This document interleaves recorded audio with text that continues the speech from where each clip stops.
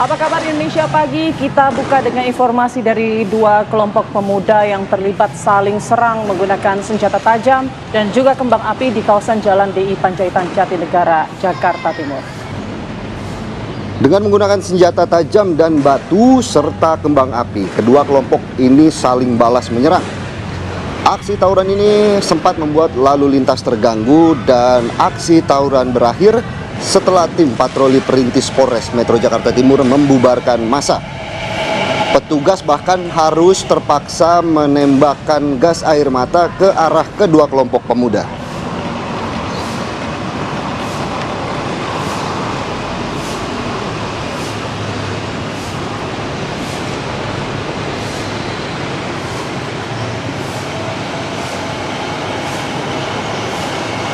Kita ke berita lainnya, pemirsa. Kesal karena menjamurnya judi di kawasan Belawan, Kota Medan, Sumatera Utara, warga dan lembaga asli Anak Belawan ini menggerebek lokasi judi tembak ikan.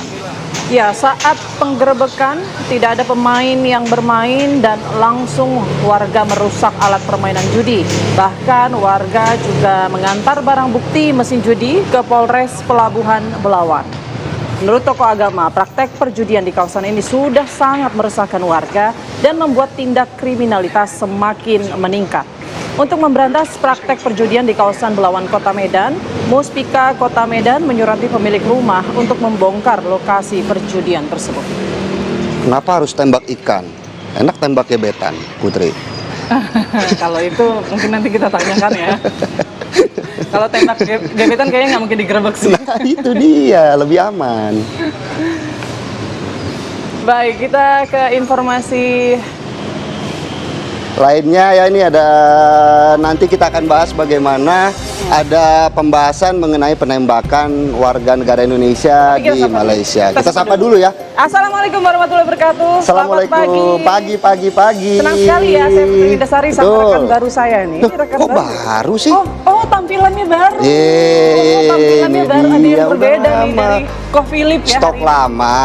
Tapi model baru gitu loh maksudnya.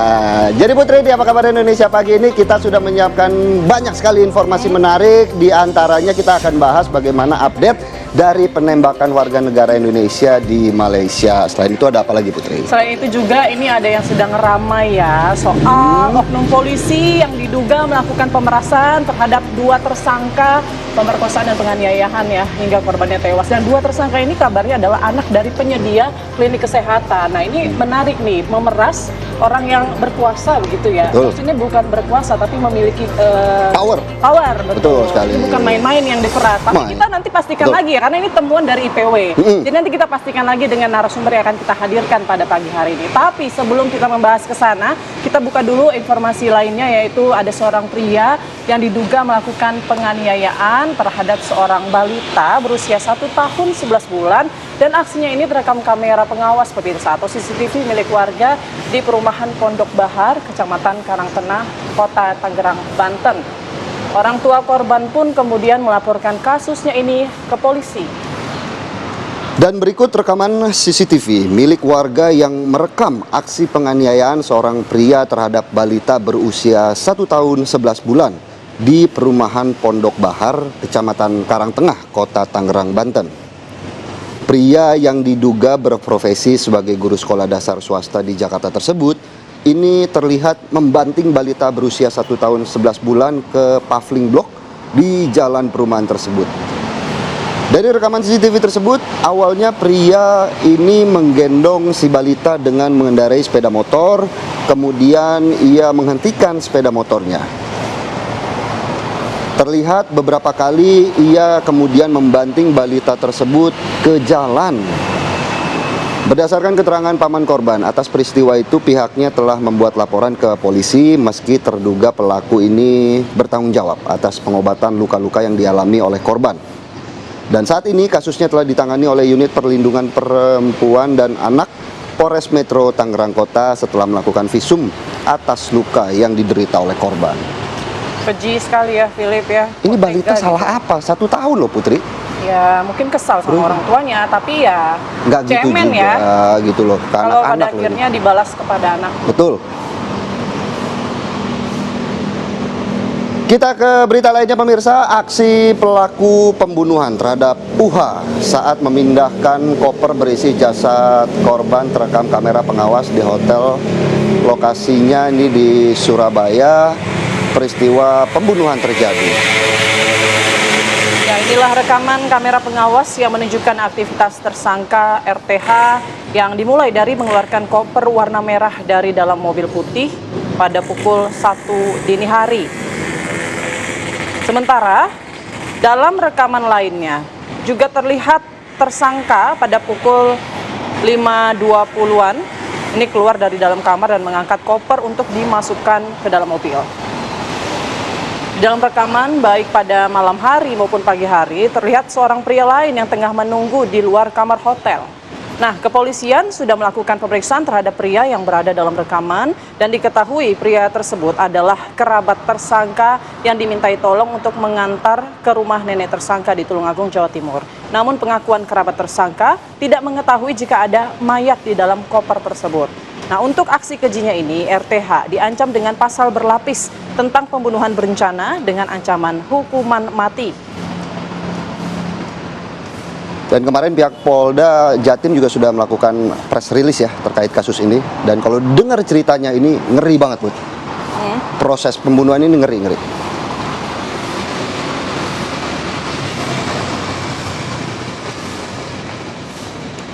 Kita beralih ke informasi lainnya pemirsa, tingginya intensitas hujan yang melanda sejumlah wilayah di Kalimantan Tengah dalam beberapa hari terakhir membuat 2 desa di Kecamatan Kapuas Tengah, Kabupaten Kapuas terendam banjir.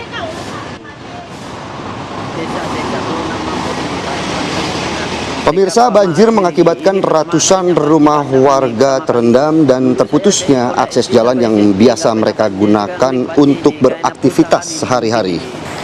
2 desa yang terdampak banjir ini meliputi Desa Dusun Mamput dan Desa Baronang di Kecamatan Kapuas Tengah.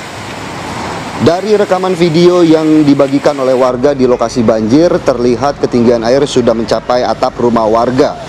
Bahkan sejumlah kendaraan roda 4 yang melintas juga ikut terjebak dan terseret oleh derasnya arus banjir. PLT Kepala BPBD Kabupaten Kapuas Ahmad Saribi mengatakan saat ini pihaknya telah mengirimkan tim reaksi cepat dan logistik untuk membantu warga yang terdampak banjir sekaligus melakukan pendataan dan menyiapkan posko pengungsian.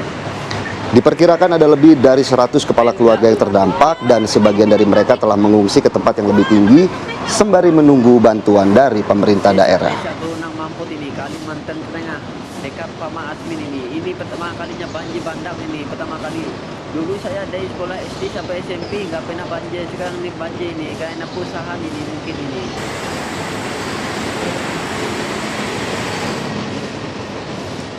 Masih terkait bencana alam, pemirsa, seorang lansia di Tasikmalaya, Jawa Barat ini tewas tertimbun material tembok rumah saat bencana tanah longsor melanda kampung Cienggak.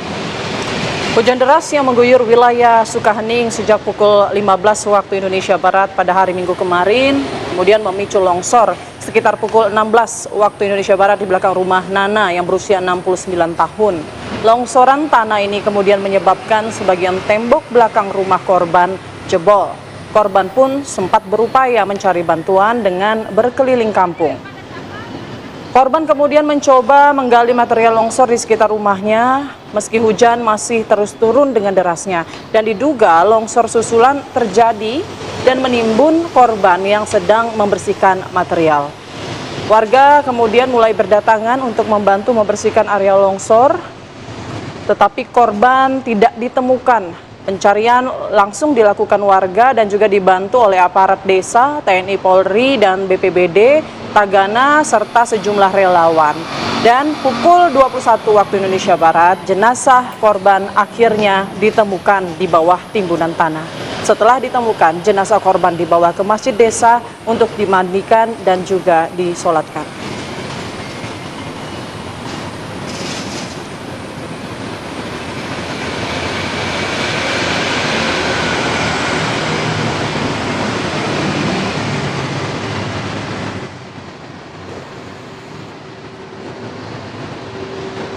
Kami harus jeda terlebih dahulu, pemirsa. Usai jeda kami akan hadirkan informasi dari Presiden Prabowo Subianto yang bertemu Perdana Menteri Malaysia Anwar Ibrahim pasca kunjungannya ke India. Sesaat lagi tetaplah bersama kami.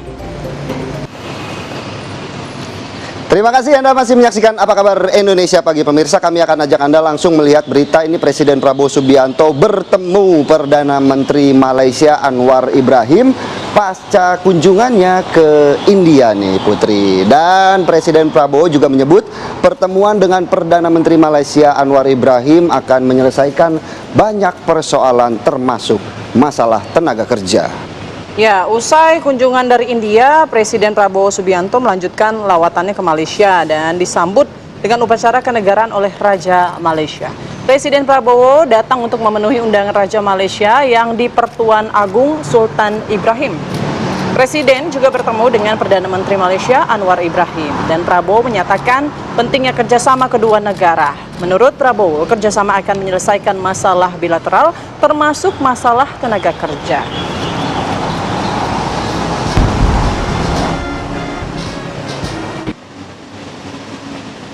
Ya pemirsa, akhirnya tim TV One tiba di Kompleks Masjidil Aqsa di Palestina saat peringatan Isra Mi'raj. Nah, Putri dan juga pemirsa tahu nggak nih, kalau perjalanan ke Masjidil Aqsa ini sempat kesulitan masuk karena ternyata ini ketatnya penjagaan. Dan berikut adalah laporan tim TV One Dewi Cipani dan juga Widya Sonata. Warahmatullahi wabarakatuh, pemirsa TV One. Saya bersama juru kamera Widya Sonata akhirnya berhasil masuk ke dalam kompleks Masjidil Aqsa.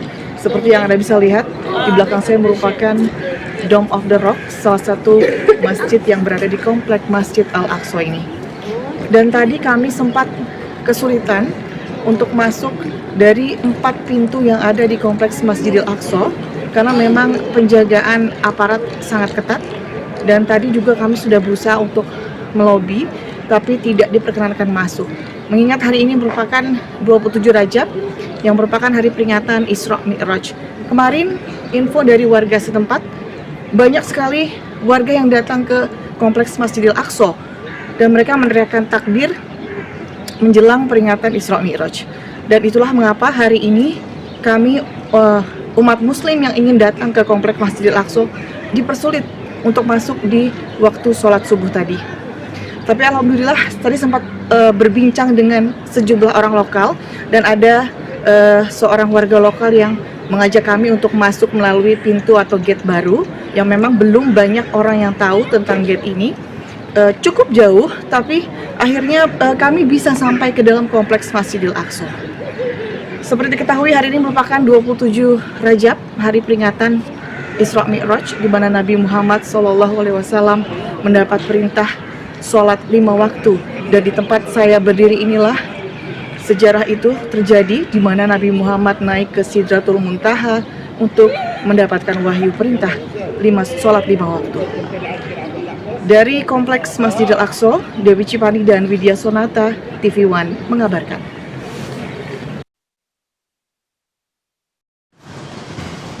Kementerian Luar Negeri melalui Direktur Pelindungan WNI Yuda Nugraha telah mengirim nota diplomatik ke Malaysia untuk meminta penyelidikan kasus penembakan 5 WNI.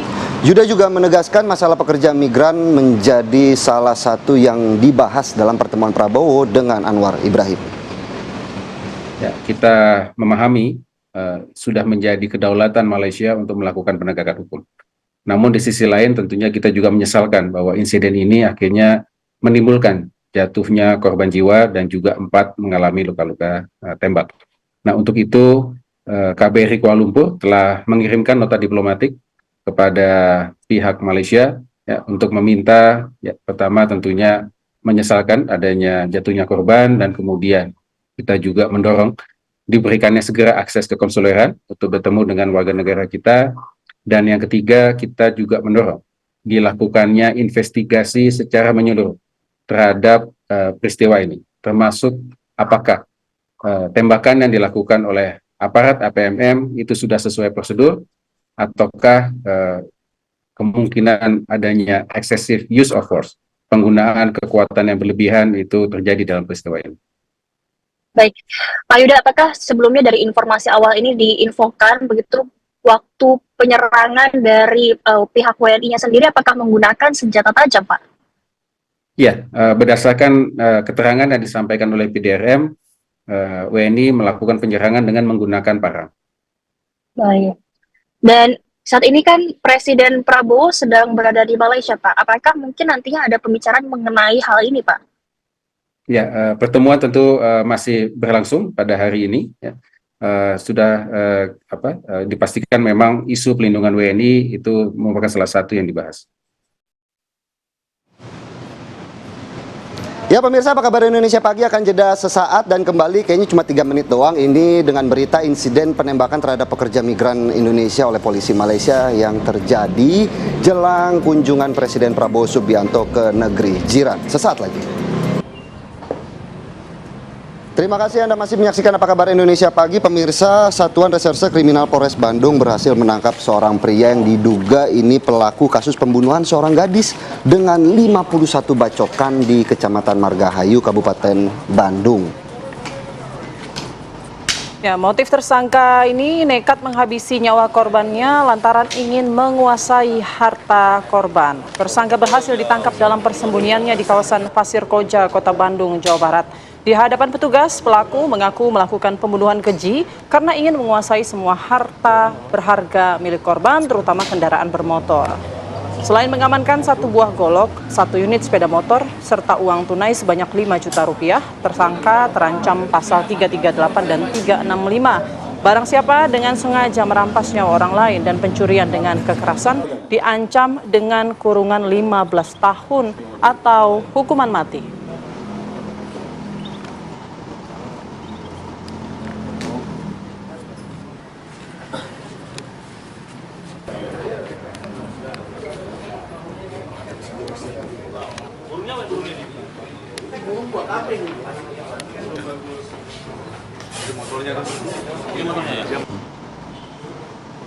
Ya, lalu bagaimana perkembangan kasus ini? Kita langsung tanyakan kepada AKP Asep Ahmad Nuron, Wakasat Reskrim Polresta Bandung. Selamat pagi, Pak Asep. Selamat pagi, Bu Putri. Baik, Pak Asep, bisa dijelaskan sejauh ini perkembangan kasusnya seperti apa, Pak Asep? Baik, untuk saat ini perkembangan kasus tersebut sudah kami laksanakan penyidikan. Kita persiapkan untuk pengiriman berkas, demikian Bu Putri. Baik, lalu untuk kronologi kasusnya ini bisa dijelaskan, Pak? Tersangka ini ada berapa orang juga dan apa saja yang sudah diamankan? Siap, baik, kami jelaskan berawal pada hari Sabtu tanggal 4 Januari 2025 sekitar jam 20 atau jam 8 malam kami dari Satreskrim Polresta Bandung mendapatkan informasi dari Polsek setempat di Polsek Margahayu bahwa telah ditemukannya seorang mayat perempuan di dalam rumah. Selanjutnya kami dari Satreskrim beserta tim Inapis meluncur ke TKP dan benar ditemukan korban seorang perempuan yang mengalami luka bagian kepala juga tangan. Akhirnya kami melaksanakan olah TKP juga pemeriksaan para saksi. Untuk korban sini langsung kita bawa ke Sakit Sartika Asih untuk melaksanakan otopsi.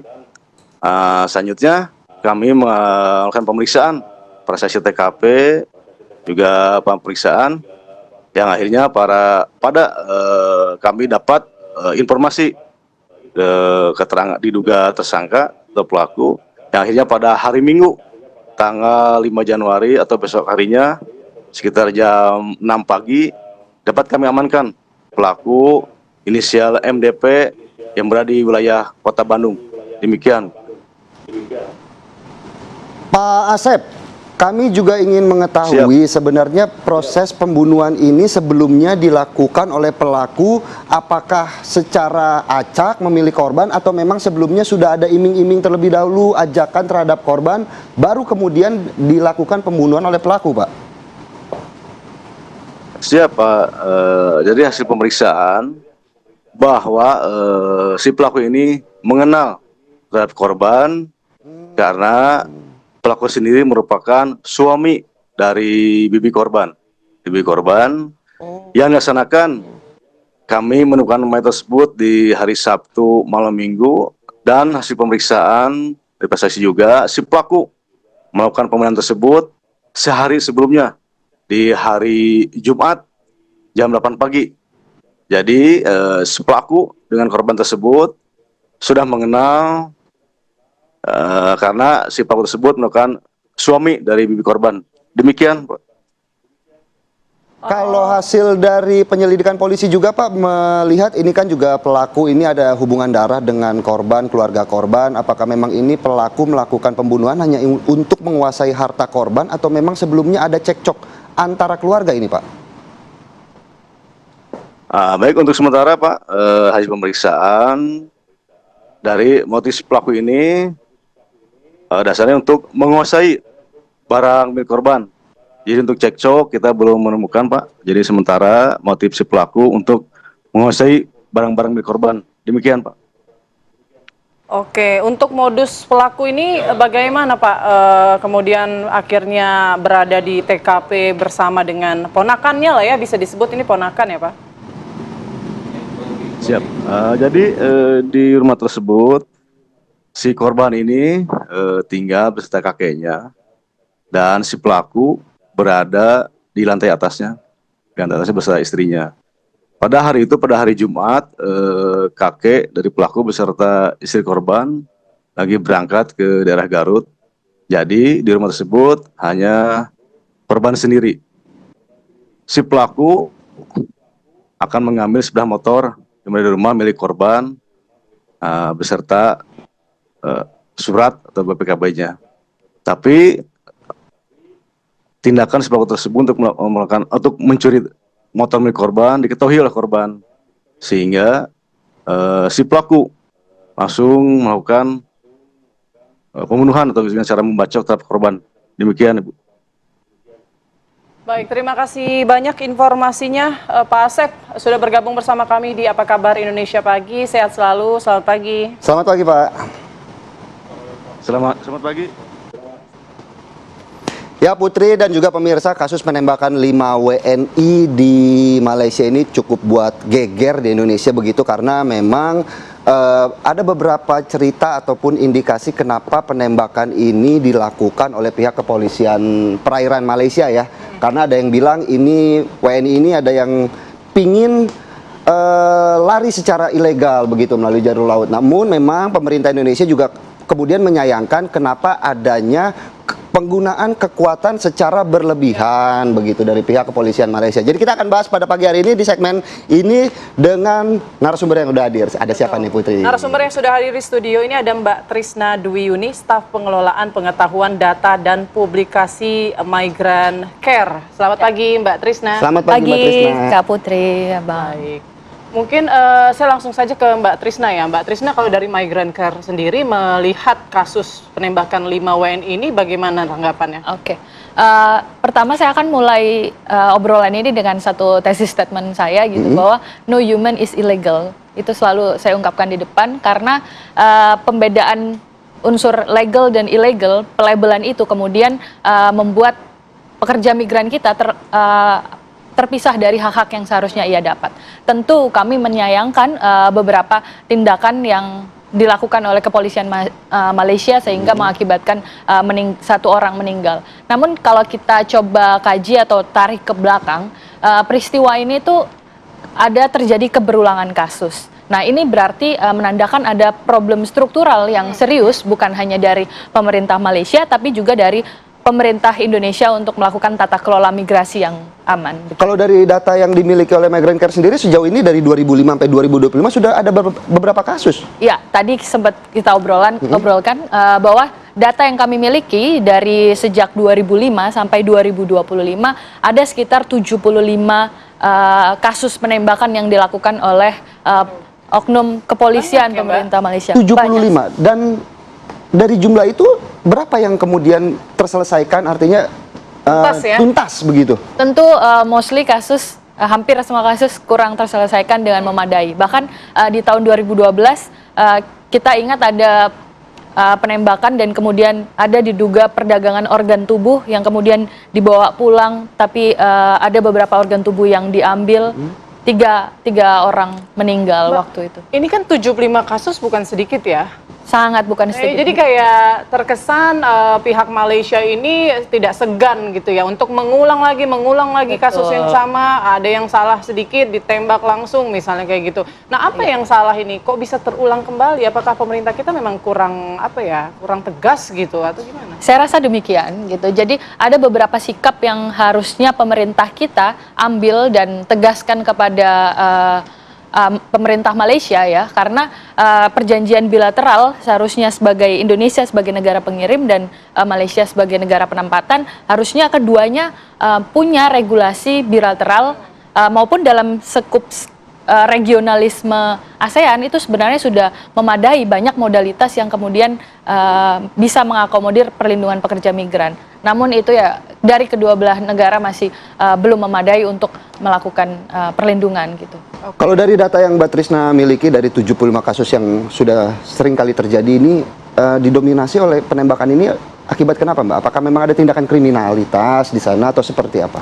Tentu kita tidak bisa membenarkan penembakan atas dasar melakukan kriminalitas tanpa melakukan proses peradilan terlebih dahulu.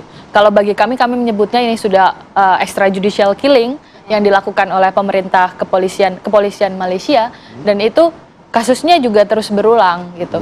Jadi namun kalau selalu kita bicarakan bahwa banyak kasus yang seolah-olah ketika PMI dalam tanda kutip undocumented atau negara sering sebut dilabeli dengan ilegal, mereka sepertinya terexclude dari sistem perlindungan itu, sehingga sah-sah saja untuk ditembak. Sepertinya terkesan begitu. Nah, itu yang cukup kami sayangkan. Nah, kalau kita lihat kan ini seperti lingkaran bisnis pekerja migran, tapi kerap kali ya pekerja migran Indonesia ini yang selalu jadi objek yang disalahkan. Begitu ya.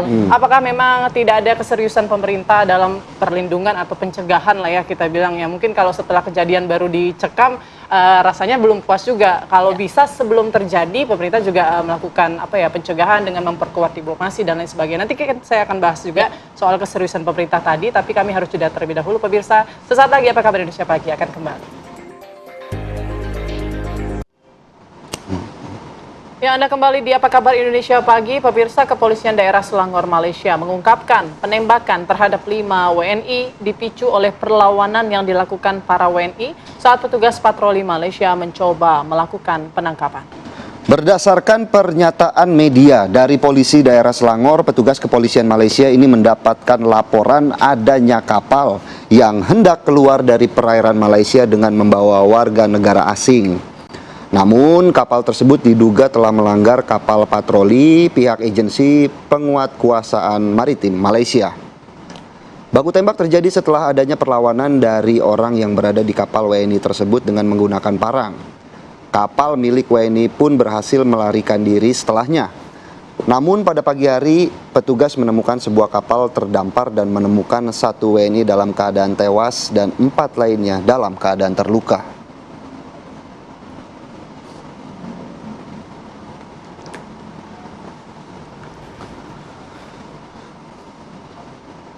Ya pemirsa, untuk mengetahui bagaimana kondisi terkini di Malaysia sudah ada rekan kami Zinedine Duhan yang akan mengabarkan langsung dari Selangor, Malaysia. Selamat pagi waktu Indonesia, Zinedine Duhan, bagaimana kondisi terkini, update informasi apa di sana, silakan. Ya, Pilih Putri dan juga pemirsa, memang informasi terkini yang kami dapatkan dari perwakilan dari pemerintah Indonesia yang berada di Malaysia itu dari KBRI Kuala Lumpur yang menyebutkan juga bahwa memastikan ini kondisi dari keempat korban penembakan oleh APMM Malaysia. Ini korban selamat berjumlah 4 orang. Ini saat ini sudah berada dalam kondisi yang stabil dan juga 1 orang dinyatakan tewas berinisial B pada kejadian yang terjadi pada hari Jumat lalu. Adapun juga memang upaya dari pemerintah sejak pasca kejadian ini sudah mengirimkan surat resmi kepada pemerintahan Malaysia untuk melakukan konselor kepada kekonsuleran kepada keempat korban selamat dan juga sudah membuahkan hasil dan juga sudah mendapatkan jawaban dari kepolisian Malaysia, yang mana juga nanti diberikan kesempatan untuk menemui para korban nantinya pada hari Rabu di rumah sakit yang berada di Selangor, yaitu tepatnya ada di Rumah Sakit Serdang Selangor yang memang titiknya tidak jauh dari titik tempat saya mengabarkan ini. Adapun juga nantinya satu proses ini pemulangan jenazah dari korban yang dinyatakan tewas oleh tim kepolisian Malaysia nantinya juga akan diurus oleh KBRI Malaysia, termasuk juga proses pemulangan dan seluruh fasilitas pemulangan mulai dari Malaysia hingga nanti kembali ke daerah asal. Hingga saat ini memang dari awak media maupun dari pemerintah Indonesia sendiri masih belum mendapatkan statement kembali dari kepolisian Malaysia yang melakukan penyidikan terhadap kasus ini, dikarenakan juga memang dalam beberapa hari terakhir ini baik dari pemerintah Malaysia maupun dari kepolisian ini tidak terlalu banyak mengeluarkan statement. Begitupun juga dengan identitas dari para korban. Adapun ini informasi identitas ini yang kami dapatkan ini bukan berasal dari pemerintahan Malaysia namun berasal dari Indonesia, yaitu dari BP2MI Aceh, yang menyebutkan bahwa memang ada 2 warga Aceh yang menjadi korban bersama 4 warga lainnya, WNI lainnya, yaitu ada atas nama Andri Ramadan dan Muhammad Hanafiah. Ini merupakan 2 warga Aceh. Untuk Andri Ramadan ini memang di infonya berada di Malaysia, namun belum diketahui ini dirawat di klinik mana dikarenakan lokasinya terpisah dari korban-korban lainnya. Untuk Muhammad Hanafiah sendiri ini saat ini dirawat di Rumah Sakit Serdang Selangor dan juga kemarin sempat mengontak sang istri dan menyebutkan bahwa memang dirinya sedang tidak baik-baik saja, lalu minta tolong kepada sang istri untuk melapor ke kepolisian Indonesia dan meminta untuk dibawa pulang. Namun ini juga tidak disetujui atau tidak dikabulkan oleh pemerintahan Malaysia dan juga kepolisian di Malaysia, dikarenakan juga proses perawatan dari Muhammad Hanafiah ini juga bukan hanya sebatas perawatan namun juga ada proses penyidikan yang sedang dilakukan oleh tim kepolisian dari Malaysia. Jadi sehingga hingga proses hukum atau proses penyidikan ini usai dilakukan, baru boleh untuk Hanafiah ini nantinya akan dipertimbangkan untuk dapat dikembalikan ke Indonesia. Kami akan terus memantau bagaimana nanti perkembangan dari para korban yang saat ini sedang dirawat di rumah sakit, sekaligus juga kami akan memantau bagaimana proses penyidikan yang nantinya akan disampaikan oleh kepolisian Malaysia yang saat ini sedang melakukan penyelidikan lebih lanjut mengenai penembakan yang dilakukan oleh salah satu anggota dari APMM Malaysia. Untuk sementara itu, Pilih Putri. Baik, terima kasih. Zinedine Duhan mengabarkan langsung dari Selangor, Malaysia. Disampaikan ya, untuk pengajuan konseleran ini sudah diterima. Rabu nanti pemerintah kita akan bisa menjenguk warga negara kita yang ada di sana. Oke, kita lanjutkan. Saya mau lanjutkan pertanyaan saya tadi, Mbak Trisna. Ini publik mempertanyakan soal keseriusan pemerintah. Walaupun dikatakan ini sejumlah WNI non-prosedural, tapi kan ini jadi hak dan tanggung jawab pemerintah juga untuk melindungi. Ya, kalau sudah di wilayah negara lain, apapun statusnya dia berangkatnya, dia tetap warga negara Indonesia. Itu yang poin yang penting. Lalu ini juga menunjukkan bahwa negara Indonesia gagal mengelola wilayah perbatasannya, sehingga banyak jalur-jalur yang kemudian dimanfaatkan oleh dalam tanda kutip oknum untuk melakukan pengiriman pekerja migran secara non prosedural. Nah, ini juga sekalian di sini saya mau bilang bahwa teman-teman pekerja migran ketika dia bekerja di sana dan selalu dielulukan sebagai pahlawan devisa ya, tapi dalam sekarang ini itu kami bilang itu adalah mitos gitu, karena upaya perlindungannya sama sekali tidak sepadan dengan apa yang telah diberikan aspek ekonomi dalam arti remitansi, pengiriman remitansi ke Indonesia itu sama sekali tidak seimbang dengan faktor perlindungannya. Sedangkan kalau PMI yang berangkat secara non prosedural, dia dicap sebagai ilegal sehingga tereksklud dari skema perlindungan. Nah, padahal keduanya sama-sama menyumbangkan remitensi bagi Indonesia. Itu yang menjadi poin. Nah, yang menarik Kak Hilal, tadi Mbak Trisna juga menyebutkan bahwa di Malaysia ini sebenarnya banyak jalur-jalur tikus begitu ya, dalam arti jalur-jalur ilegal yang salah satunya mungkin ini penembakan yang terjadi di Tanjung Ru, di mana memang kalau kita melihat dari Google Maps dan dari peta, kalau kita lihat ke arah utara itu adalah langsung mengarah ke arah Kepulauan Medan begitu ya Mbak. Nah, apakah memang ini jalur juga sering digunakan oleh para pekerja migran Indonesia yang kemudian dijadikan jalur exit begitu, jalur keluar untuk keluar dari wilayah Malaysia? Nah, saya rasa banyak jalur-jalur yang memang dipakai oleh beberapa oknum. Entah itu kalau teman-teman pekerja migran otomatis dia menjadi, bisa diduga, bisa patut kita duga dia merupakan korban perdagangan orang gitu. Di dalam wilayah-wilayah yang pemerintah kita nggak bisa jaga gitu dalam tanda kutip ya. Jadi kan? pengawasannya maksudnya kurang? Sangat kurang sekali. Saya beberapa kali berkunjung ke wilayah-wilayah perbatasan di daerah NTT, Batam, dan mereka cukup lemah mengenai pengawasan dari wilayah perbatasan itu. Lalu penguatan gugus tugas yang telah dibentuk oleh kepolisian dalam arti untuk menjaga perbatasan dalam hal pencegahan dan pemberantasan TPPO itu sangat lemah juga. Kepolisian yang seharusnya mengambil alih besar karena pasca revisi dari Perpres gugus tugas, alih tugas dari ketua harian yang sebelumnya adalah Kementerian Pemberdayaan Perempuan dan Perlindungan Anak menjadi Kepolisian RI. Ini juga dalam beberapa wilayah kami undang untuk membahas gugus tugas ini juga selalu absen. Lalu kasus ini patutnya juga menjadi satu pijakan dan refleksi bersama bahwa teman-teman KP2MI yang setingkat badan menjadi tingkat kementerian harus segera berbenah. Bukan cuman punya target pengiriman pekerja migran yang 425.000 orang, tapi juga bagaimana skemanya tata kelola migrasi yang aman juga harus dibenahi terlebih dahulu gitu. Oke. Tapi Mbak, mungkin selain pengawasan kita yang minim atau perlindungan kita yang minim, ada nggak kemudian faktor tidak komitmennya pihak Malaysia juga untuk dalam hal ini adalah soal penegakan hukum diplomasi misalnya kayak gitu? Ya, kita sebenarnya sangat menyayangkan juga sekarang pemerintah Malaysia, negara Malaysia menjadi tuan rumah dari keketuaan ASEAN. Itu yang cukup saya tekankan. Karena dalam lingkup regionalisme Asia Tenggara sebenarnya kita punya banyak modalitas mengenai instrumen-instrumen untuk dipakai dalam perlindungan pekerja migran. Itu yang juga berarti pemerintah Malaysia juga telah mengingkari beberapa kesepakatan yang telah ditandatangani sendiri. Lalu Indonesia sendiri, ini sekaligus juga evaluasi dari keketuaan Indonesia 2 tahun lalu.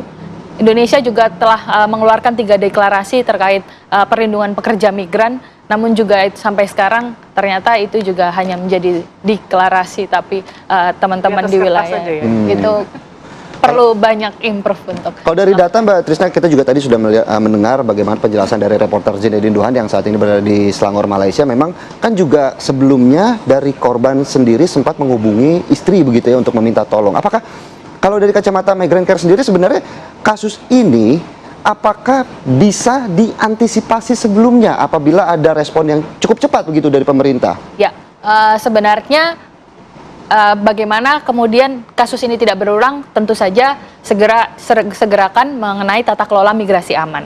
Itu sudah tercantum dalam kesepakatan global yang negara Indonesia sendiri konon menjadi negara champion untuk menandatangani kesepakatan global ini. Nah, itu yang pertama. Nah, yang kedua, bisa untuk menghubungi PWNI. Sebenarnya PWNI, perlindungan WNI dari Kemlu juga punya satu desk khusus yang untuk perlindungan WNI apabila terjadi beberapa kasus yang menimpanya gitu. Namun juga mungkin lebih digalakan lagi bagaimana sosialisasi di teman-teman WNI yang ada di luar negeri, khususnya PMI. Saya juga penasaran nih, mau tanya soal stigma PMI kita di Malaysia itu sebenarnya seperti apa sih?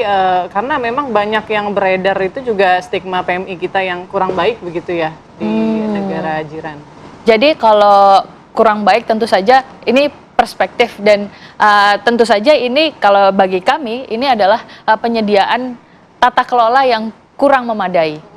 Sehingga membuat beberapa terbukanya jalur-jalur non-prosedural, lalu otomatis jalur-jalur non-prosedural tidak melalui balai latihan kerja sebelum ketika pemberangkatan. Itu juga tidak baik ke dalam hal karena tata kelolanya juga kurang baik. Coba kita lihat lagi data berapa pekerja migran yang ada di Malaysia. Saya tanya ke KP2MI, saya tanya di Kemlu, tidak ada punya data. Tidak punya satu data spesifik berapa pekerja migran Indonesia yang ada di Malaysia maupun di seluruh dunia ini. Tidak ada satupun data valid. Tidak ada. Tidak. Berarti tugas mereka hanya mengirimkan dan tidak mendata, atau seperti apa kalau dari kacamata Mbak Trisna melihatnya? Nah, ini yang penting. Saya rasa sekarang sudah diketuai atau dimulai dari teman-teman BPS untuk mengumpulkan satu data migrasi bersama dengan kementerian-kementerian lain. Ini yang penting untuk didorong. Nah, untuk apakah teman-teman di kementerian hanya mengirimkan, bisa juga disebut demikian, tapi itu juga dampak dari tata kelola yang tidak memadai ini, sehingga banyak jalur-jalur yang mengakibatkan tidak terdatanya pekerja migran kita gitu. Kalau misal kita lihat di data pemilu saja kemarin, ada DPT luar negeri itu hanya 1,7 juta di seluruh dunia. Padahal kalau kita lihat sendiri, masa sih data pekerja migran kita 1,7 juta, sedangkan data 1,7 juta itu sudah termasuk pelajar, untuk pelancong dan lain-lain yang masuk dalam DPTLN. Berarti sama sekali tidak punya data yang valid. Ini jadi masukan juga ya buat Migrant Care, mengingatkan pemerintah, evaluasi buat kita, dan juga kedatangan Prabowo di sana juga, presiden kita di sana juga menjadi fokusnya juga salah satu topik yang dibahas begitu dengan PM Malaysia. Semoga ya ke depan tidak terjadi lagi. Betul, ini yang terakhir. Yang sama. Apalagi juga kalau kita melihat romantisme Pak Presiden Prabowo Subianto dengan Anwar Ibrahim ini kan cukup baik begitu ya. Apalagi kalau ada kasus-kasus seperti ini kan tentunya juga jadi merusak hubungan baik. Terima kasih. Terima kasih banyak Mbak Trisna atas waktunya dan juga penjelasannya. Sudah bergabung sama kami. Selamat pagi. Selamat pagi. Nah Putri, selanjutnya di segmen berikutnya kita mau bahas apa di Putri? Kita bahas nih, soalnya viral-viral juga. Ini mantan Kasat Reskrim Polres Jakarta Selatan, AKBP Bintoro, beserta 5 orang lainnya digugat secara perdata di Pengadilan Negeri Jakarta Selatan atas dugaan menerima uang 5 miliar rupiah tunai, serta uang senilai 1,6 miliar rupiah dalam bentuk transferan. Kita akan hadirkan informasinya sesaat lagi, pemirsa. Tetap bersama kami.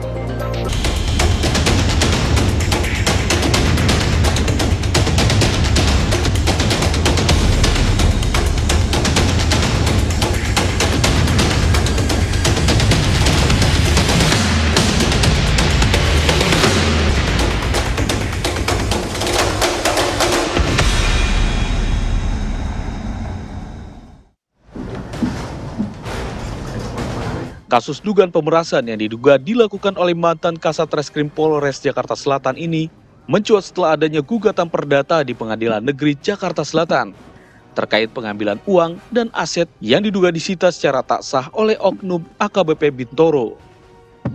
Kasus ini diawali dari kasus pembunuhan remaja berinisial N dan X yang ditangani Polres Jakarta Selatan. Kedua korban tewas diduga setelah disetubui dan dicekoki narkoba oleh tersangka Arif Nugroho dan Muhammad Bayu Hartanto. Kedua pelaku kemudian ditahan di Polres Jakarta Selatan karena dugaan tindakan keji dan biadab Arif Nugroho serta Muhammad Bayu Hartanto terhadap 2 korbannya. Tidak hanya itu, dalam pemeriksaan, polisi juga berhasil menemukan sejumlah barang bukti seperti pistol lengkap dengan pelurunya, uang, serta pakaian milik korban. Kini kasus tersebut berkasnya sudah lengkap atau P21 dan siap dilimpahkan ke pengadilan. Tim TV One mengabarkan. Karena kami tidak menghentikan perkara yang dilaporkan, selanjutnya pihak TSK atas nama AN tidak terima dan memviralkan berita bohong tentang saya melakukan pemerasan terhadap yang bersangkutan. Faktanya semua ini fitnah. Dari kemarin saya telah dilakukan pemeriksaan oleh Propam Polda Metro Jaya kurang lebih 8 jam dan handphone saya telah disita dan diamankan guna pemeriksaan lebih lanjut. Dan saya sampai sekarang masih berada di Propam Polda Metro Jaya. Terima kasih Anda masih menyaksikan Apa Kabar Indonesia Pagi. Tadi Putri dan juga pemirsa kita sudah melihat bagaimana paket pengantar dialog kita pada pagi hari ini. Di segmen ini ada kasus CLBK, tapi bukan keromantis, namun menjadi kisruh karena ada mantan Kasat Reskrim Polres Jaksel AKBP Bintaro yang kemudian diduga melakukan pemerasan dari Bintoro dari kasus pembunuhan yang melibatkan 2 orang pelaku terhadap 1 orang remaja, Putri. Ya, kita akan bahas dengan sejumlah narasumber yang sudah hadir di studio dan juga sambungan Zoom. Ada Irjen Pol Purnawirawan Arianto Sutadi, penasihat ahli Kapolri. Selamat pagi, Pak Arianto. Selamat pagi, Pak. Selamat pagi, Pak. Baik. Kemudian juga ada Pak Sugeng Teguh Santoso, Ketua IPW Indonesia Police Pagi. Watch. Pagi, Pak Sugeng. Mbak Selamat Putri pagi, dan terima Mas kasih Philip.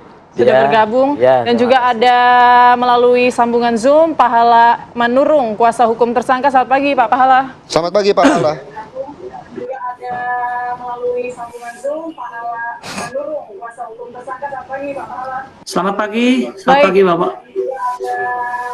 Pak Pahala, saya mau ke Pak Pahala Manurung terlebih dahulu. Pak, saat ini Pak, saya minta konfirmasinya mungkin ya, benarkah ini kemudian 2 orang tersangka ini kemudian mengajukan gugatan ke Perdata dan prosesnya bagaimana Pak sejauh ini? Udah ditutup juga. Enggak tahu saya. Hah? Udah P21 Pak.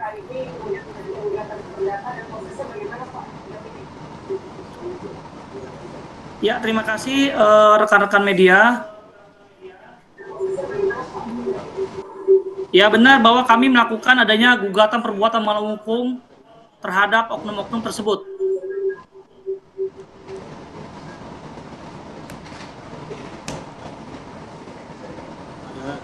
Baik, Bapak mohon izin TV-nya boleh dimatikan terlebih dahulu Bapak, agar suara Pak Pahala bisa terdengar lebih jelas. Baik, sambil kita memperbaiki komunikasi kita dengan Pak Pahala, mungkin saya mau ke Pak Sugeng terlebih dahulu ya. Ini soal temuan awalnya 20 miliar, tapi ternyata jadi 5 miliar dan 1,6 yang melalui transfer. Boleh dijelaskan Pak? Jadi kita tahu itu mulai ketika pertama mendengar kabar ya, kan saya banyak tim itu pengacara. Ada gugatan di Pengadilan Jakarta Selatan terhadap polisi. Kemudian saya cek di pemberitaan ada juga, ada oleh Pak Wilson ya, 20M. Akhirnya kita rilis lah, waktu itu 20M, kemudian ada mobil Lamborghini dan segala macam terkait dengan dugaan penyalahgunaan wewenang oleh AKBP Bintoro. Kemudian saya akses gugatan akhirnya dapat, kita kemudian merevisi. Yang terima memang ada dua peristiwa ya, yang 1 5 miliar berdasarkan gugatan dan juga 1,6 yang dikirim 3 kali menurut gugatan ini dikirim kepada rekening AKBP Bintoro ya. Kalau menurut gugatan, kalau menurut saya nggak yakin seorang AKBP minta uang dikasih nomor rekeningnya. Pasti biasanya lewat mana? Biasanya pakai nomor rekening lain lah, kalaupun nomor rekening ya. Tapi semua dari sini saya melihat sebetulnya kasus ini kasus suap, bukan pemerasan ya. Karena seorang polisi ketika nangani kasus pembunuhan, matinya orang, dia tuh tidak boleh sembarangan ya. Apalagi meminta uang ya. Ini dugaan saya pertama ditawarkan secara aktif oleh pengacaranya.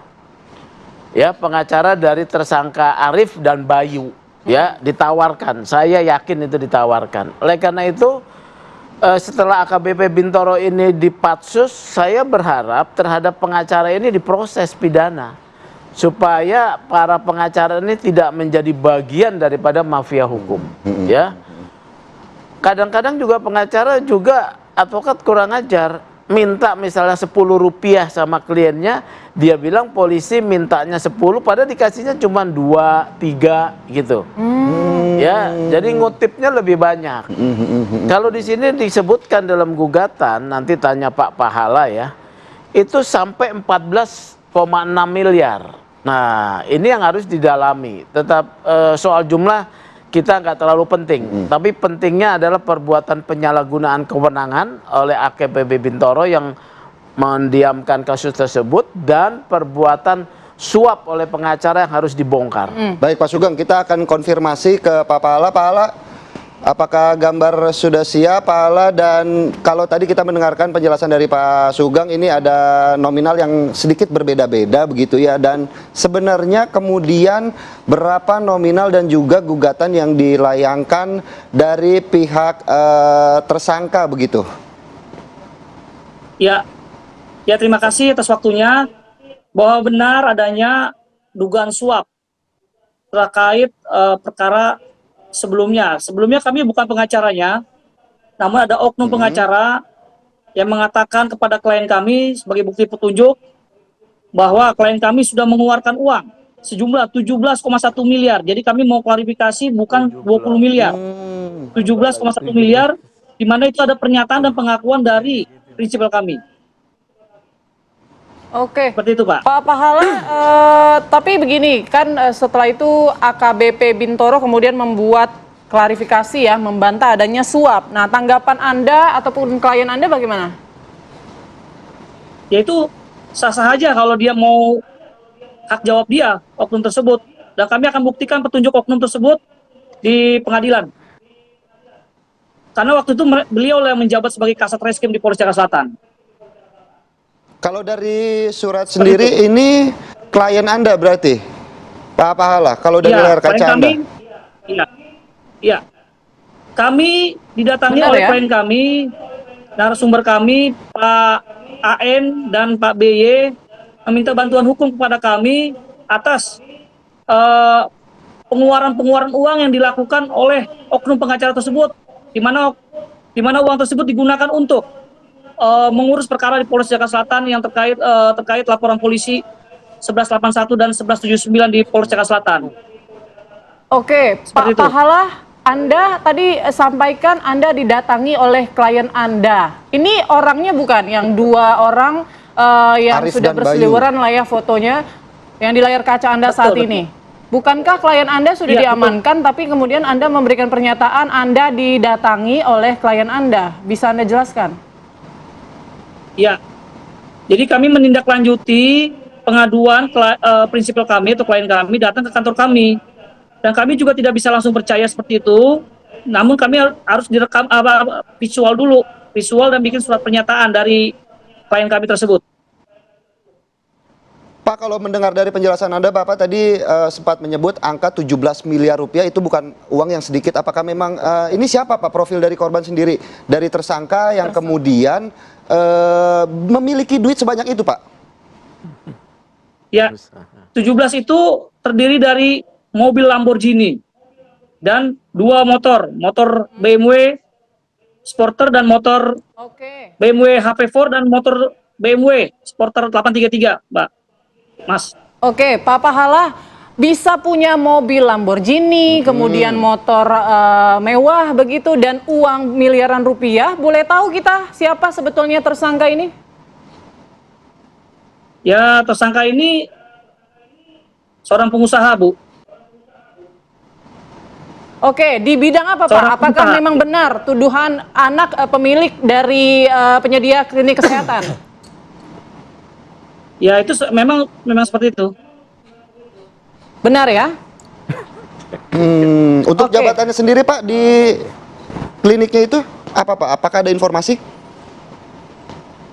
Sebenarnya dia itu pengusaha di luar klinik kesehatan itu, tapi dibawa-bawa orang tuanya, gitu. Dia pengusaha. Oke, berarti kita tegaskan lagi ya Pak, tekankan lagi, benar ya orang tua dari tersangka ini adalah pemilik penyedia kesehatan, klinik kesehatan tersebut ya Pak Pahala? Iya, sebenarnya waktu kami rilis itu kami tidak menyebut prodianya atau kesehatan tersebut, atau perusahaan kesehatan tersebut. Gitu. Kami bilang ini pengusaha. Oke. Gitu. Entah dari mana ya mengenai anaknya prodia gitu. Oke, Pak Pahala, 2 tersangka, klien Anda saat ini berada di mana? Ya, klien kami ini sebenarnya sudah berada di tahanan di Cipinang. Oke, Tapi tadi Anda menyampaikan pernyataan bahwa Anda didatangi klien Anda. Bisa Anda jelaskan lebih lengkapnya apakah memang ini foto yang kami tampilkan ini benar klien Anda yang ditahan atau sebetulnya ada dugaan juga bahwa bukan klien Anda sebenarnya, bukan tersangka yang sebenarnya yang saat ini ditahan? Ya itu memang klien kami di foto tersebut. Sebelumnya pengacaranya bukan kami, bukan kuasa hukumnya kami.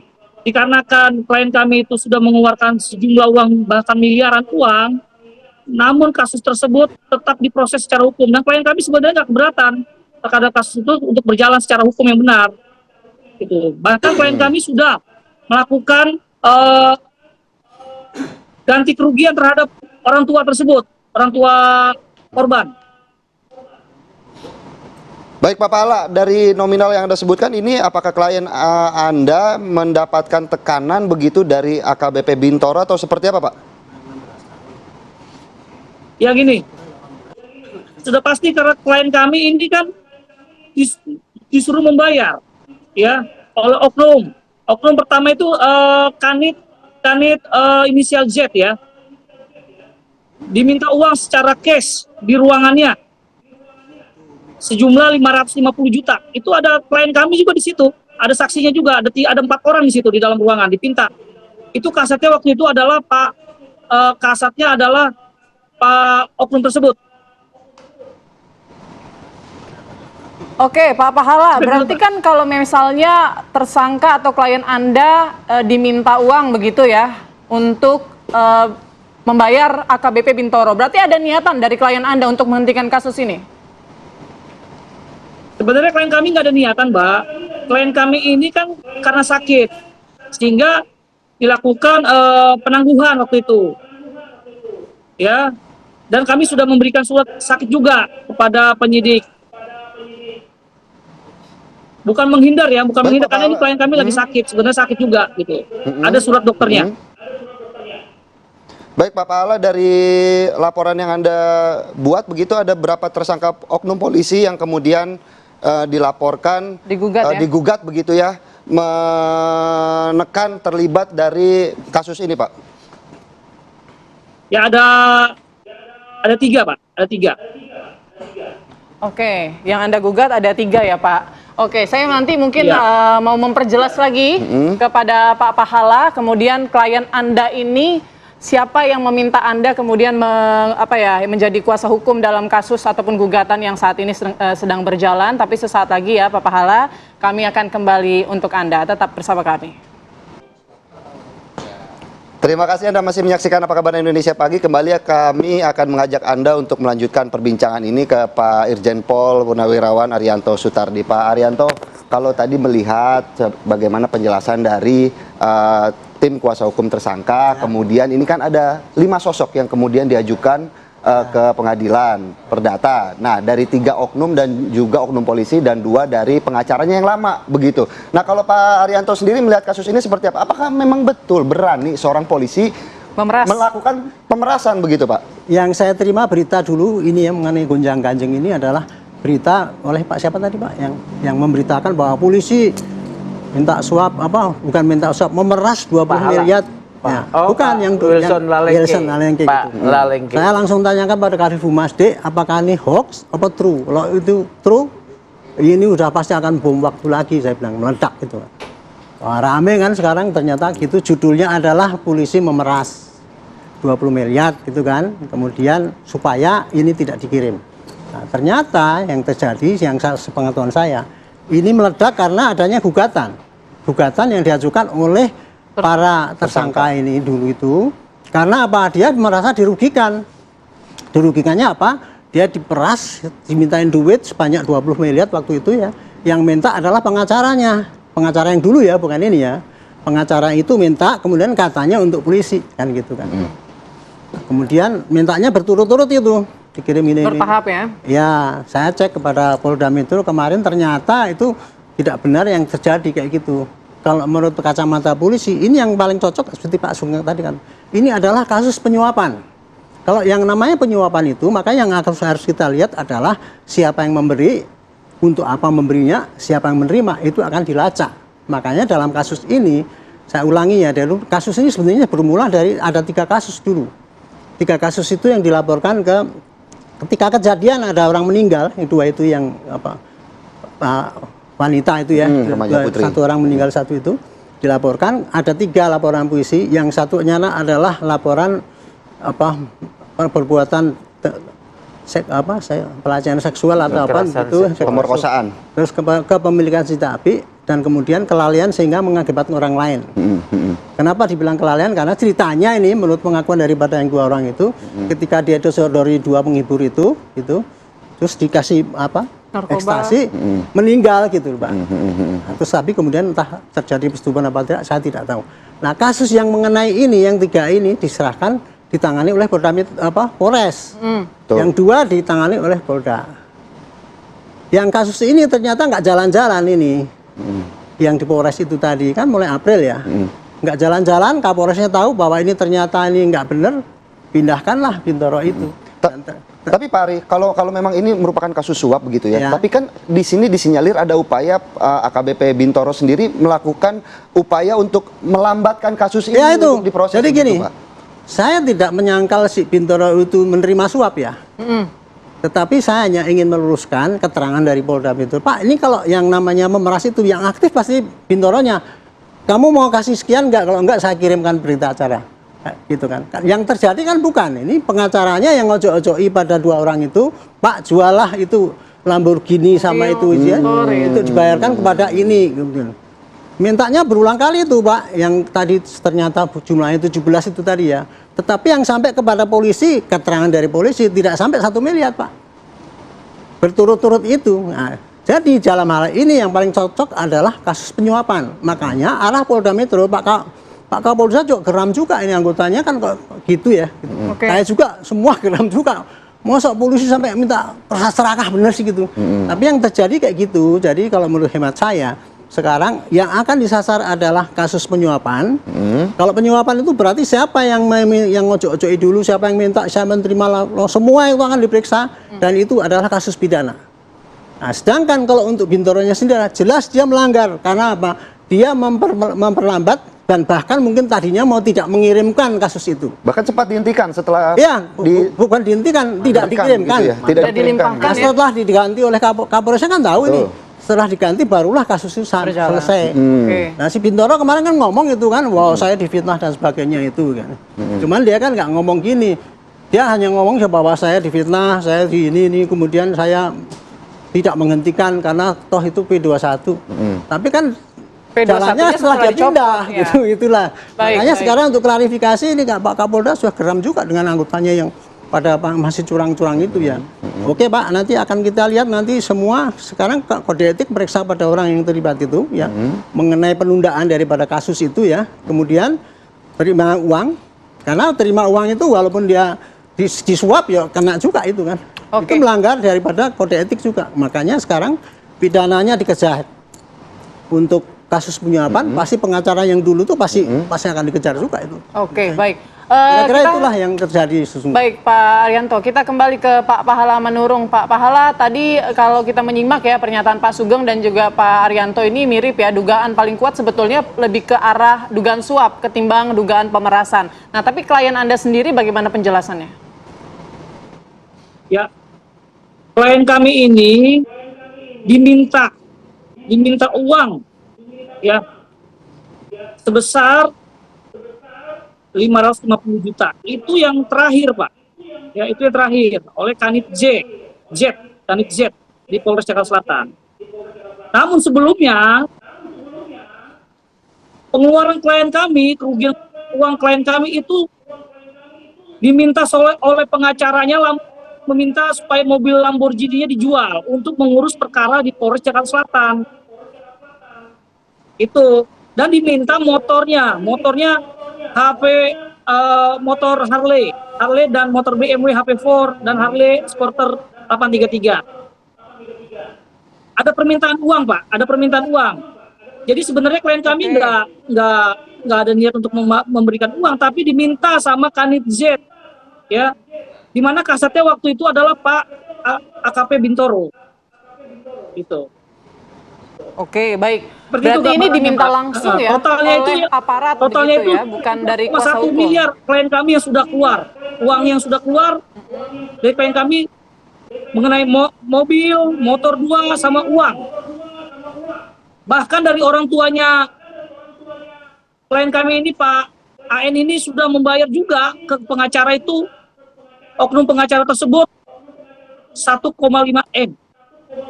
Jadi total semua pengeluaran klien kami untuk mengurus perkaranya di Polda itu 17,1 miliar. Sehingga klien kami datang ke kami itu pada saat klien kami datang ke klien kami pada saat sebelum ada penangkapan, belum ada penahanan tahap 2, Pak. Jadi waktu tahap 2 klien kami masih di luar, Pak. Setelah ke tahap 2 baru klien kami dijemput sama pihak kejaksaan. Jadi ini tahanan kejaksaan yang dititipkan di Cipinang. Seperti itu, Pak. Baik Pak Pahala, apakah Anda juga meyakini bahwa uang yang kemudian dibayarkan sebagai upaya untuk tidak diproses hukum ini kemudian sampai ke tangan-tangan yang melakukan permintaan begitu? Iya, betul. Melalui pengacara, oknum pengacara sebelumnya, Pak. Oke. Sehingga kami Berarti ada melakukan sebagian gugatan yang ke lewat oknum Pengadilan Negeri pengacara sebelumnya ya, Pak? Jakarta Selatan. Betul. Oke. Lalu Pak Pahala, kemudian saat ini kan sudah P21 juga ya berkasnya ya. Nah, apa langkah yang akan dilakukan selanjutnya oleh Anda dan juga klien Anda?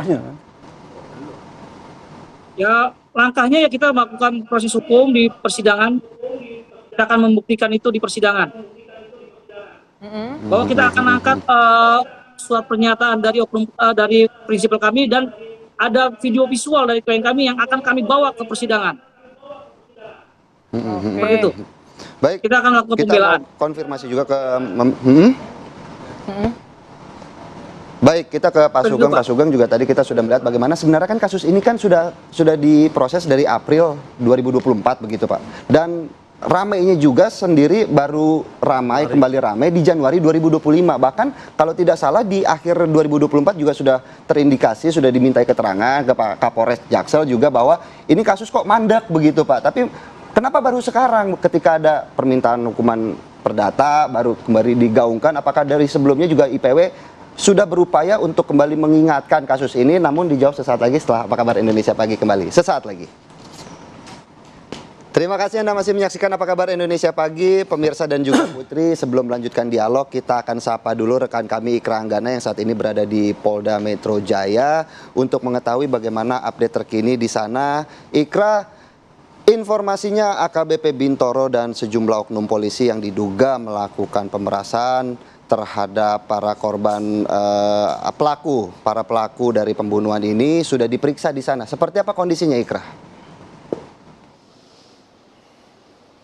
Ya benar sekali Philip, Putri dan juga pemirsa, dari penelusuran ataupun keterangan dari Kombes Pol Rajo Alriyadi Harahap, Kabid Propam Polda Metro Jaya, tepat di belakang saya ini adalah gedung Paminal Polda Metro Jaya yang menjadi tempat pemeriksaan dari AKBP Bintoro dan oknum polisi lainnya yang terlibat dalam kasus ini. Di mana jika kami melihat dari sistem informasi yang tercantum dalam website di Pengadilan Negeri Jakarta Selatan, bukan hanya AKBP Bintoro, Philip dan juga pemirsa, ini terdapat dua anggota kepolisian lagi ini yang terlibat dalam kasus ini. Diantaranya adalah dua polisi berpangkat AKP dan juga satu ini adalah AKBP Bintoro. Dari informasi yang kami terima, memang pemeriksaan ini sudah dilakukan pada hari Sabtu kemarin, dan sampai saat ini apakah memang pemeriksaan masih terus dilakukan, kami sudah berusaha untuk mengkonfirmasi sudah sejauh mana proses ini tengah diselidiki oleh pihak Polda Metro Jaya yang informasinya dari Kabid Humas Polda Metro Jaya, Adesyam Indradi, ini ingin mengusut tuntas untuk menunjukkan kepada publik bahwa Polri ini transparan, berkomitmen untuk mengusut kasus-kasus yang menjerat ataupun yang ada di masyarakat dan juga yang melibatkan anggotanya. Dan memang sampai saat ini belum ada konfirmasi lebih lanjut apakah AKBP Bintoro ini masih diperiksa di dalam. Namun kami masih terus menggali informasi terkait hal tersebut. Philip. Baik, terima kasih Ikra Anggana atas laporannya langsung dari Polda Metro Jaya terkait pemeriksaan dari AKBP Bintoro. Dan untuk melanjutkan perbincangan ini, saya mau langsung ke Pak Sugeng. Pak Sugeng, jadi sebenarnya ini kasus pemerasan atau upaya penyuapan dari kuasa hukum tersangka? Jadi kalau saya lihat suap ya, karena polisi akan riskan kalau nangani satu kasus dia minta langsung sediain uang segini, riskan. Itu kalau misalnya yang diajak bicara itu kemudian merekam, sudah dia kena ya, nggak dapat duit dapat perkara. Kalau dari penjelasan saudara Pahala, ini inisiatifnya dari pengacaranya EDH ya, perempuan. Kemudian satu lagi laki-laki Heri ya. Nah yang aktif itu EDH pengacaranya, ini perempuan aktif untuk meminta menjual mobil, berhubungan dengan Bintoro, kemudian menyerahkan uang. Ini konstruksinya adalah suap karena inisiatif dari pihak pengacara ya, itu yang pertama. Yang kedua, kemudian kasus ini bisa bisa berjalan ya. Itu karena memang upayanya Pak Kapolres Jakarta Selatan ya. Setelah diingatkan berkali-kali supaya kasus ini ditindaklanjuti, ini informasi yang saya dapat dari polisi ya. Ditindaklanjuti, rupanya Bintoro tidak menindaklanjuti. Karena apa? Dia sudah terima duit, sudah terikat komitmen ya, sudah menerima uang, terikat komitmen, kemudian dibuat dokumen-dokumen perdamaian yang sebetulnya dilarang ya. Tidak bisa dalam kasus matinya seseorang dengan pasal pembunuhan itu ada perdamaian. Kemudian kasusnya tidak dilanjut kalau ada perdamaian hanya untuk meringankan. Ya, nanti ini bisa buat meringankan. Tapi dihentikan tidak. Nah, karena tidak lanjut-lanjut, Kapolresnya sekarang Pak Ade Rahmat Itnal ya, itu meminta ditindaklanjuti, tidak ditindaklanjuti, akhirnya diganti. Ya, Bintoro diganti oleh Gogo Galesung kalau tidak salah. Nah, kasus itu jalan. Karena kasus ini jalan, dipanggil melalui PPA, si dua tersangka Arif dan Bayu ini kan meminta tanggung jawab Bintoro ya. Dalam komunikasi yang lama tidak selesai-selesai, bahkan kasusnya P21 dia masuk tahanan sekarang. Disinilah dia kemudian kecewa menggugat, terbongkar kasus ini. Polisi tadi kan ada pertanyaan, kenapa IPW tidak? Kita tidak tahu karena polisi kalau saya lihat mereka ingin menyelesaikan di dalam ya, tidak perlu mengekspos. Ini terekspos karena ada gugatannya saudara Pahala dan saya mendapat informasi ada gugatan ini. Ya kita sebagai IPW mengekspos supaya dilakukan tindakan terhadap oknum polisi yang nakal. Berarti gitu. cukup berterima kasih ke Pak Pahala begitu ya, ada oh iya gugatan ini ya Pak. Nah ini juga saya menyarankan kepada advokat-advokat, Anda jangan menjadi perantara main 86 dengan polisi ya. Itu menggoda polisi juga merusak institusi pengacara Anda sendiri. Yang kedua ya saya support ya, dan saya apresiasi advokat Pahala yang menggugat ini. Jadikan satu pola atau kebiasaan bahwa advokat itu harus speak up ya terkait dengan dugaan-dugaan pelanggaran oleh oknum polisi. Supaya kita apa? Kita membantu institusi polisi untuk tetap baik dan dipercaya, membersihkan institusi polisi dari oknum yang nakal. Saya rasa Pak Arianto setuju kan kalau begitu. Oke, Pak Arianto, kalau dikatakan ini penyuapan begitu ya, dan klarifikasi dari AKBP Bintoro kan mengatakan ia tidak menerima uang senilai yang disebutkan lah ya, transferan maupun tunai. Nah, artinya uangnya ini harusnya bisa dikembalikan ya, karena kalau tidak dikembalikan ini jadi terkesan gayung bersambut nih, penyuapan kemudian diterima. Kalau untuk kasus ini ya, di dalam pidana tidak ada kasusnya harus dikembalikan. Itu nanti akan dijadikan barang bukti untuk kasus penyuapan itu, gitu ya. Jadi intinya begini, kalau penyuapan atau apa itu pemerasan ya, siapa yang aktif? Kalau yang aktifnya itu polisi minta, kalau enggak saya kirim berita, itu namanya pemerasan. Tapi kalau yang ngomong itu pengacaranya, Pak tolong dong ini jangan diteruskan, nanti Bapak akan kita kasih gini. Yang aktif pengacaranya itu namanya penyuapan. Tetapi polisinya juga termasuk penyuapan juga kasusnya itu yang nerima. Jadi di sini saya mengatakan ya, Bintoro CS tidak salah, salah mutlak dia. Karena apa? Dia terima duit. Pasti akan dibuktikan nanti ya dari transfer dan sebagainya. Dan apalagi ada transaksi itu mobil sekarang dijual dan kemudian ada pengakuan memang uang ternyata dari itu yang dituduhkan 20 miliar itu ternyata yang sampai ke polisinya itu tidak sampai 1 miliar, cuman kurang lebih 700 juta. Nah, mau kecil mau berapa itu terima uang suap kan itu. Inilah yang harus dibuktikan sekarang ini. Tetapi pembuktiannya tidak pakai nunggu pengadilan dari gugatannya Pak Pahala ini. Pak Pahala ini hanya gugatan perdata, endingnya kepada dikembalikannya kerugian kepada yang dirugikan ini. Tapi untuk kasus penyuapan ini harus dilakukan pemeriksaan pidana, bukan hanya propam saja ya, pemeriksaan pidana atas kasus penyuapan. Sasarannya siapa ya? Pengacaranya, ya tim yang terima itu. Kemudian bukti-bukti penyerahannya dan sebagainya itu nanti akan dikirim ke pengadilan pidana. Kira-kira endingnya di situ. Tapi kan kalau dibilang ini kemudian kasus suap, apakah juga sebelumnya ada indikasi ataupun upaya dari pihak kepolisian, terutama juga dari AKBP Bintoro ini yang diindikasi menerima suap. Ini kan ada upaya dibuat kasus ini hanya berputar-putar di tempat, Pak. Apakah ini juga? Iya, jadi janjinya kan gini. Begitu. Enggak, janjinya itu adalah terima suap, kasusnya tidak dikirim kan gitu, bunyinya gitu.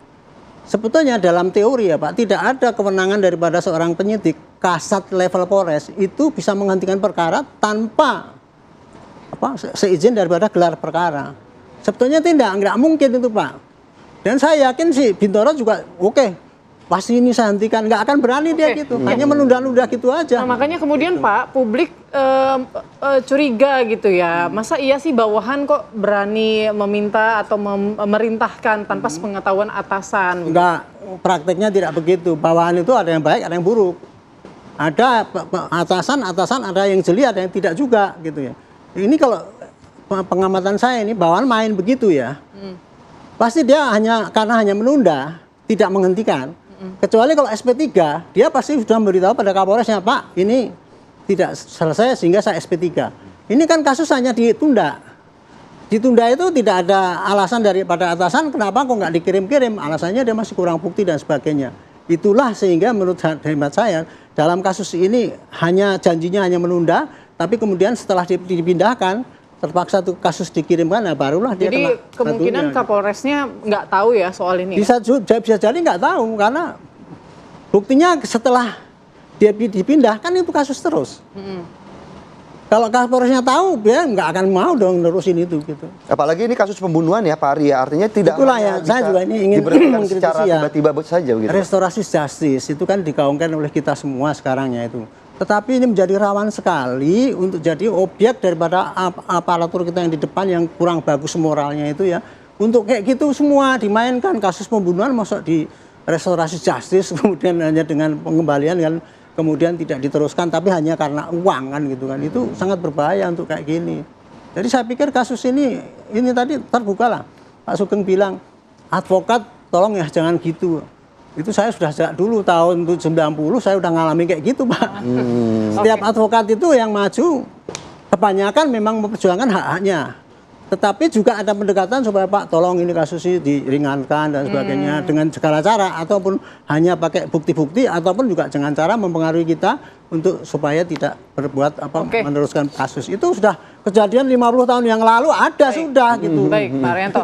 Kita kembali ke Pak Pahala. Pak Pahala, ini menanggapi pernyataan Pak Sugeng dan juga Pak Arianto ini soal restorasi justice sendiri. Apakah klien Anda sempat bercerita, mungkin kuasa hukum sebelumnya sudah melewati atau menjalani restorasi justice? Apakah memang sudah ada pertemuan dengan keluarga korban atau hingga mentransfer ke keluarga korban sudah sejauh itu belum?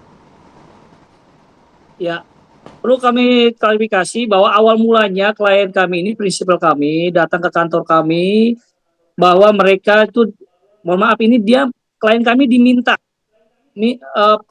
Pak Bayu ini diminta uang oleh oknum Kanit Z ini sebesar uang 550 juta di kantornya, di ruangan Polres, di ruangan kerjanya. Seperti itu.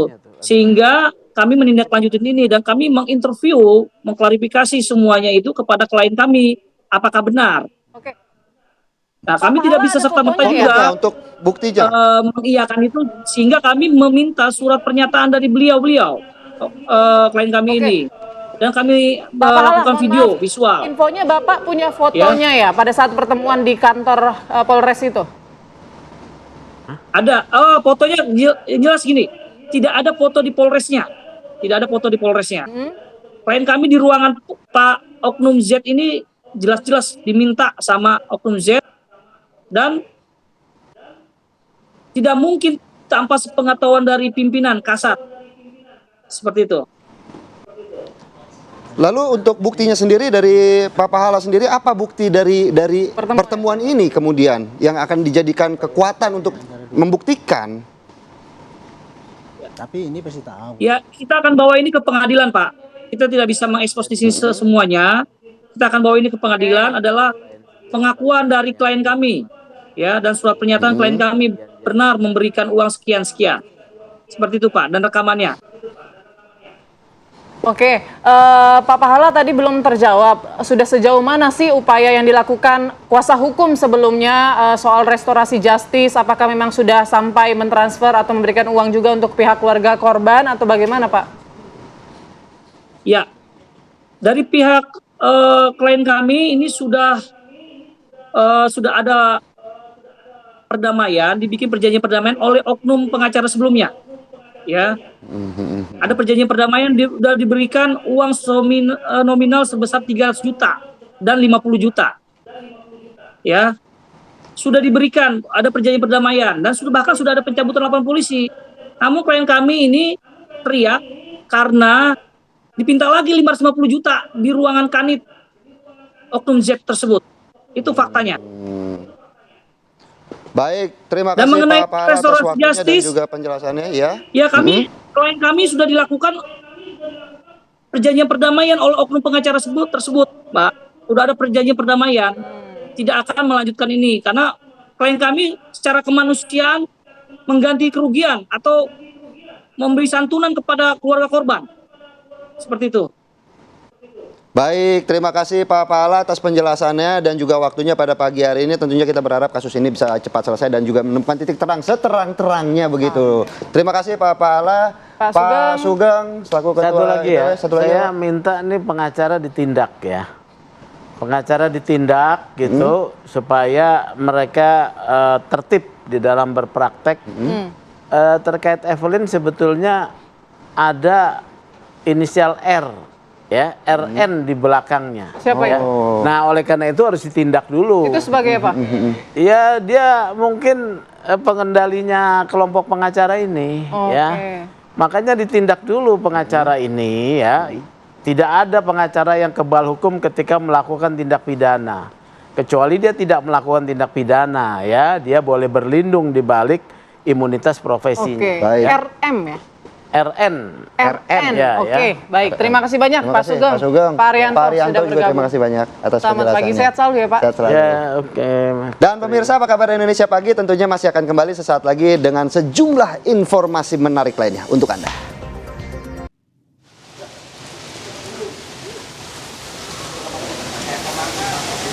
Ya pemirsa, terima kasih Anda masih menyaksikan Apa Kabar Indonesia Pagi. Di segmen ini kami akan ajak Anda untuk melihat berita-berita viral. Salah satunya ini diduga ugal-ugalan sebuah mobil sedan menghantam kendaraan dan warga di Jalan Raya Bandung Cirebon, kawasan Warung Kalde, Jatinangor, Kabupaten Sumedang, Jawa Barat. Ya, 1 orang meninggal dunia, 5 orang lainnya dikabarkan luka-luka. Dan inilah detik-detik kecelakaan maut tersebut, pemirsa, yang terekam kamera pengawas CCTV. Insiden ini berawal saat mobil sedan berwarna merah yang melaju kencang dari arah Sumedang, kemudian menabrak 3 motor dan 1 mobil yang sedang terparkir. Mobil juga menabrak security bank yang sedang berdiri di depan kantornya. Dan dalam video amatir tersebut juga terlihat salah seorang korban tergeletak dan pengemudi sedan dievakuasi oleh warga.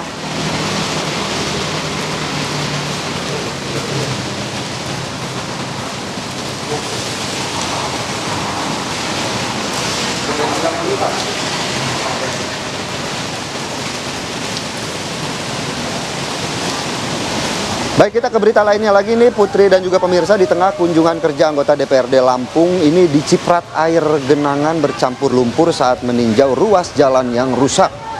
Ya, ini viral ya pemirsa. Ketua Komisi 4 DPRD Lampung, Mukhlis Basri beserta anggotanya kemudian dicipratin air genangan oleh warga saat sedang melakukan tinjauan langsung ke ruas jalan Provinsi Bangunrejo, Kalirejo, Lampung Tengah. yang mengalami kerusakan parah. Jadi diduga warga ini kesal karena jalanan tak kunjung diperbaiki dan kemudian saat kunjungan mereka menyipratkan air lumpur ke mobil rombongan Ketua DPRD. Ini kalau kita lihat videonya nih kayak anak kecil gitu ya, diciprat-cipratin air gitu ya Put ya. Karena mereka juga pasti kesal jalanan rusak yang tak kunjung dibereskan oleh pemerintah gitu. Ya, semoga jadi perhatian. Betul. Ke depan karena aktivitas warga terganggu akibat jalan rusak ini.